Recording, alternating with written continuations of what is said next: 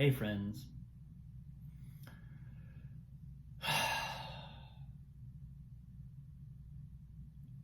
So, what kind of showed up for me yesterday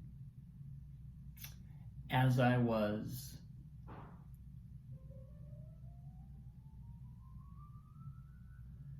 basking, maybe is the word, in the final chapters of this amazing book called The Scandal of God by Alan Jones, which you should definitely pick up and read whenever it comes out. I'll keep you posted.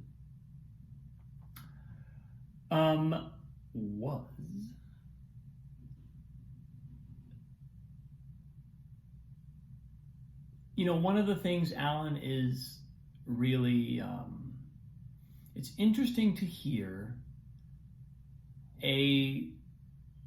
someone who comes from a religious tradition, someone who's really kind of a steward of religious wisdom,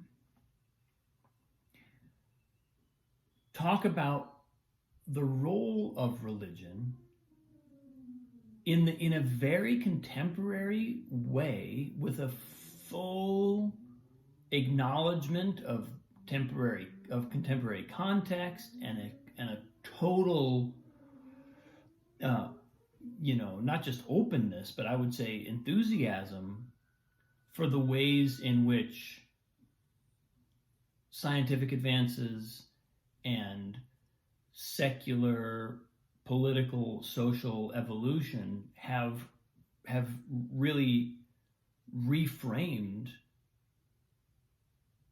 the meaning of religious truth and religious doctrine.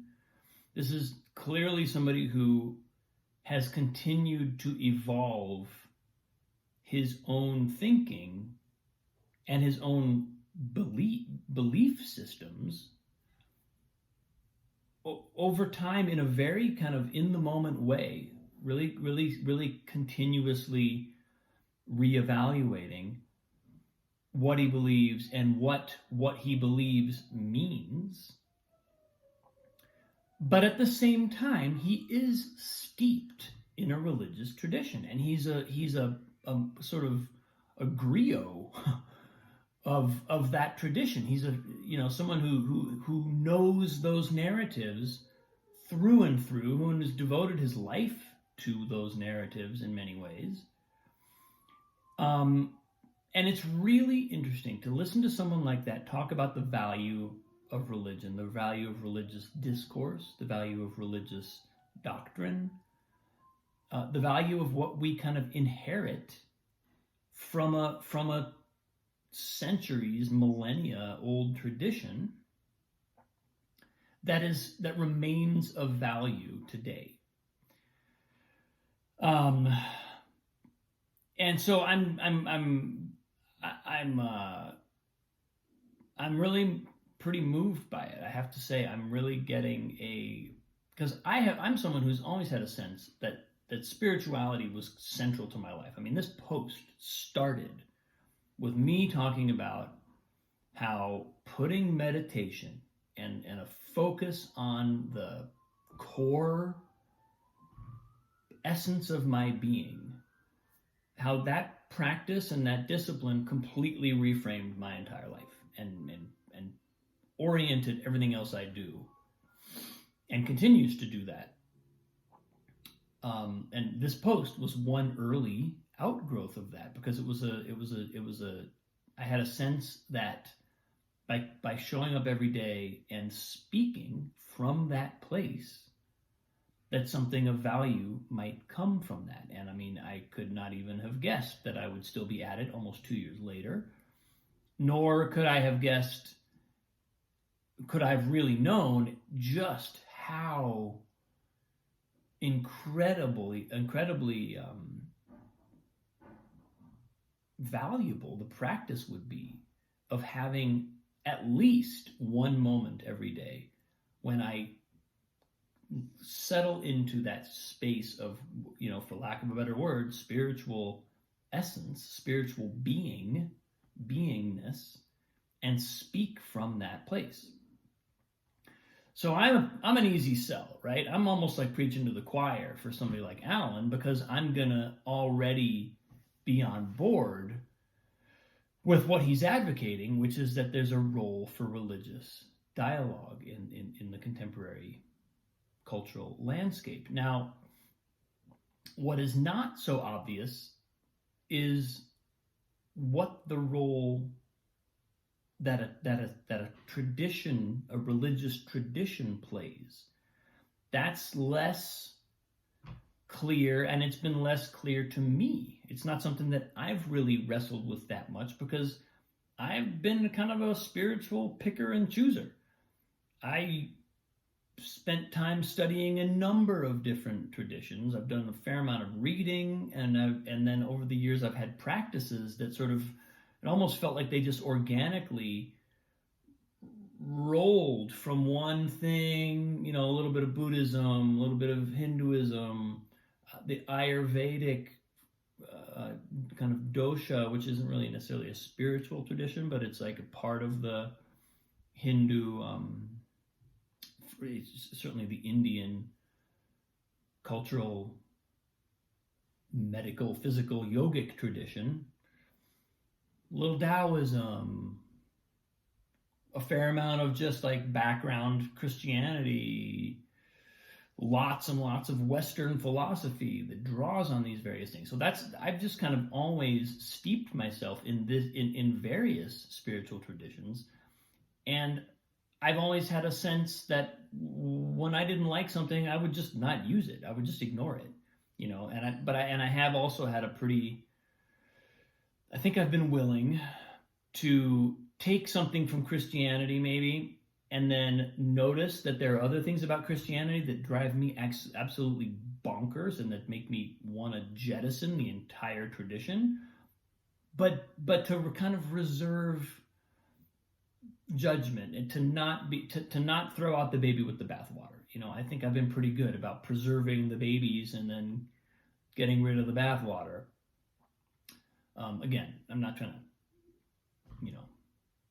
to pass judgment or sort of like endorse what I've done. I'm just describing that's been my process. My process has been one where I really have allowed myself to pick and choose whatever felt useful. And I have encountered periods where I've noticed that approach has limitations in some ways, where a tradition, an actual allegiance to a tradition, can be really helpful. Because when we hit upon moments of true unknowingness, of true disorientation, what Alan is talking about as, faith as risk. When we hit those moments, there's something about a tradition that forms a membrane and like a continuum around the dark night of the soul, or whatever we want to call those moments of existential lostness, existential transition. If we talk about like chaos theory, as systems of energy evolve, they go through systems of organization, and they have these little transitional phases of chaos where it seems like nothing is ordered, but it's really because the energy has risen to a level that this form of order, this state of orderliness, no longer contains the energy properly. So then you get this kind of chaotic transitional phase, and then you get a new phase of order where this kind of orderliness can contain the new level of energy. But in between, you get these thresholds of what feels like chaotic, totally disoriented, unpredictable behavior. And I think that that's a metaphor that I've used for a number of years to describe and kind of clarify what's happening for myself when I go into a phase of holy shit, what's happening to me? My life is falling apart. Nothing makes sense. I don't know which way is up. I don't know where I'm going. I don't know where feels like I'm in one of those chaotic vortex periods. And the thing about being a picker and chooser is that in those moments, if we're a picker and chooser and nothing's working, there's not a whole lot to hold on to. You kind of lose your handhold, your foothold, and I think those moments can sometimes therefore be even more disorienting. And this is where I think someone like Alan, who comes from a tradition, a long and very, very coherent tradition, offers something that doesn't undermine the chaos of the transition. It doesn't undo the necessary unknownness of these kind of phase transitions, but it has a way of containing them that kind of gives us just enough structure, just enough of a foothold to kind of keep going, because we don't want to get stuck in those chaos phases. That's not the point. The point is not to just be in chaos. A lot of times we'll hear we'll hear ourselves articulate a desire to sort of break out of the restrictive patterns that we're feeling. Well, a lot of times that breaking apart of a pattern is actually an inclination towards chaos, but it's not an inclination towards chaos in and of itself. It's an inclination towards what we know we have to do in order to let our energy rise to a new level and move beyond a certain level of kind of calcified order, so that we can then break into a new level of order. But it's not about getting to chaos and staying there. And I think a tradition gives us a container to move into these phases, as long as the tradition isn't a fundamentalist one, which would say you don't need to do those. There is no transformation. You don't need to learn anything. You don't need to go into chaos, because here are the answers. All those things that are scaring you, all those things that are making you feel like you're living in the unknown, here you go. Here's your answer. Good? All right, great. Now let's go kill the bad people. Whatever. What I'm gleaning from the way Alan is, and this is something he's not talked about really specifically, but it's something I'm gleaning from just the arc of his narrative, is that his rootedness in a tradition that he will wholeheartedly question to its very foundation. He will go in and not just talk about the entire Bible as a metaphor, but he'll talk about the problematic implications of narratives within the Bible and fully concede that it's full of stories that sometimes we need to just jettison that meaning. We need to not take them as the gospel. Don't take the gospel as the gospel. Who knew that a lifelong religious leader could be so flexible and pliable and kind of relentlessly transformative in the way that he thinks about his own tradition?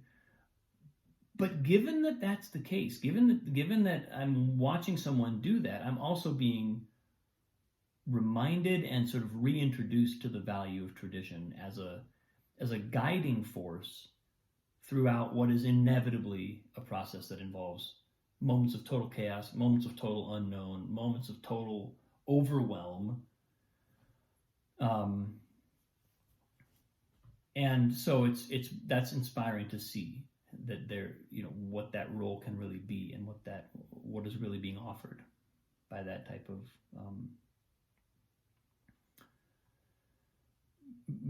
of tradition. So anyway, I didn't even know that's what I was going to talk about today. I thought I was going to talk about something else, but this is what happens. This is what happens when you just show up. Thanks for watching, folks. I appreciate you. Much, much love. I'll see you tomorrow.